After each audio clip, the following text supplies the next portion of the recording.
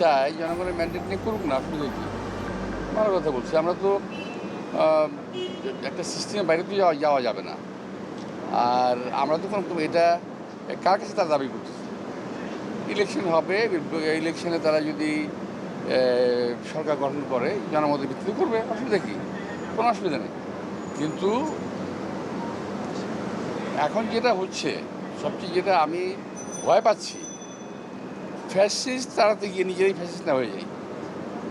যারা কথাগুলো বলছে তাদের ভাবভঙ্গি, অ্যাটিটিউড, কথাবার্তা মনে হচ্ছে দেশে বোধহয় নতুন একটা ফ্যাসিজম পয়দা হচ্ছে। তো এটার জন্য দেশ আর জাতীয় আন্দোলন করেনি। তো এখন বাক স্বাধীনতা আছে, কথা বলতেই পারে, কিন্তু আমার চিন্তা, চেতনা, মতামত আমি আরেকজনের ঘাড়ের উপরে জোর করে চাপায় দেব, এটা হতে পারে না, এটা হয় না। আমি আমার মতামত প্রকাশ করতেই পারি, আমার মতামত আপনাকে মানতে বাধ্য করব, এটা হয় না।